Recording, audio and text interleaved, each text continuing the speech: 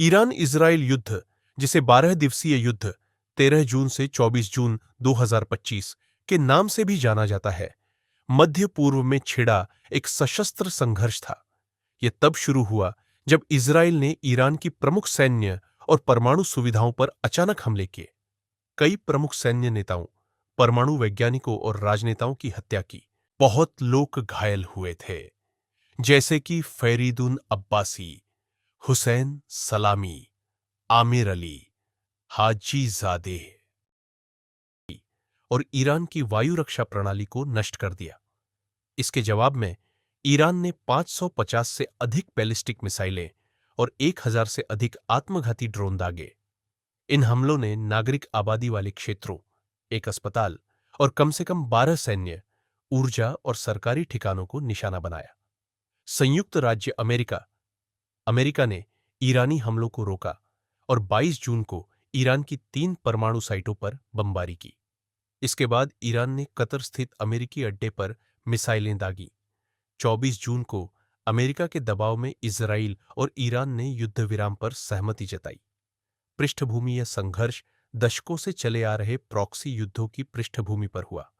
Iran लंबे समय से इजराइल के विनाश की मांग करता रहा है और उसने गाजा में हमास और लेबनान में हिजबुल्लाह को हथियार दिए। 7 अक्टूबर 2023 के हमलों के बाद दोनों पक्ष खुले युद्ध में उतर आए। अप्रैल 2024 में इजराइल ने दमिश्क, सीरिया में ईरान के वाणिज्य दूतावास पर हमला किया, जिसमें ईरान के वरिष्ठ अधिकारी मारे गए।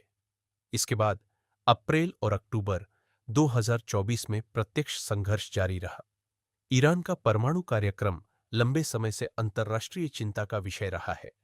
इजराइल इसे अपने अस्तित्व के लिए खतरा मानता है। 2015 में संयुक्त व्यापक कार्य योजना JCPOA के तहत 6 देशों ने ईरान पर लगे प्रतिबंध हटा दिए और उसका परमाणु कार्यक्रम रोक दिया। लेकिन 2018 में अमेरिकी राष्ट्रपति डोनाल्ड ट्रंप ने इस समझौते से एकतरफा बाहर निकलने का निर्णय लिया। इसके बाद ईरान ने यूरेनियम का भंडारण शुरू कर दिया और IAEA, अंतर्राष्ट्रीय परमाणु ऊर्जा एजेंसी, की निगरानी लगभग निलंबित हो गई। 12 जून 2025 को IAEA ने अमेरिका, ब्रिटेन, फ्रांस और जर्मनी के प्रस्ताव पर ईरान को परमाणु दायित्वों के उल्लंघन का दोषी ठहराया। एक दिन बाद 13 जून को इजराइल ने हमला शुरू किया। 13 जून का इजरायली हमला, ऑपरेशन राइजिंग लायन। सुबह सुबह इजराइल ने 200 से अधिक लड़ाकू विमानों से 5 लहरों में हवाई हमले किए और 330 से अधिक बम गिराए। निशाने पर थे नतांज और फोर्डो परमाणु संयंत्र हमदान और तबरीज एयरबेस। ईरान की मिसाइल और एयर डिफेंस प्रणाली मोसाद एजेंटों और कमांडो बलों ने ईरान की वायु रक्षा प्रणाली को निष्क्रिय किया। कुछ ही मिनटों में 30 ईरानी जनरल और 9 परमाणु वैज्ञानिक मारे गए। इन अभियानों को कोडनेम दिया गया ऑपरेशन रेड वेडिंग और ऑपरेशन नारनिया। ईरानी मीडिया ने दावा किया कि 2 इजरायली जेट मार गिराए गए और एक महिला पायलट को पकड़ लिया गया। इजराइल ने इस दावे को खारिज किया, लेकिन अगस्त 2025 में ईरान ने तस्वीरें जारी की। ईरानी जवाबी हमला, ऑपरेशन ट्रू प्रॉमिस 3। ईरान ने तुरंत मिसाइल और ड्रोन हमलों से पलटवार किया। तेल अवीव में किरिया मिलिट्री मुख्यालय पर हमला हुआ। जॉर्डन, सऊदी अरब और सीरिया में सायरन बजे। एक ड्रोन जॉर्डन के इरबिद शहर में घर पर गिरा, जिसमें नागरिक घायल हुए। इजराइल में कम से कम 63 लोग घायल हुए और एक महिला की मौत हुई। हाउती विद्रोहियों ने यमन से यरूशलेम की ओर मिसाइल दागी, जो वेस्ट बैंक में गिरी और 5 फिलिस्तीनी घायल हुए, जिनमें 3 बच्चे थे।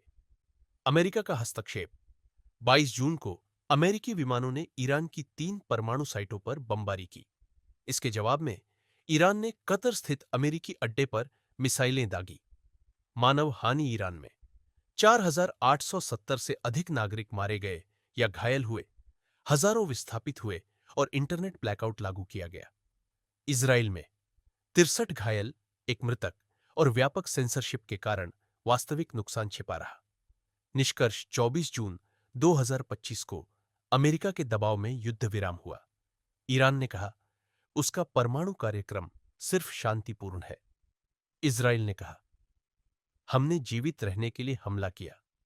12 दिनों की इस जंग ने मध्य पूर्व को झकझोर दिया और दुनिया को याद दिलाया कि ईरान इजराइल का टकराव अभी समाप्त नहीं हुआ है।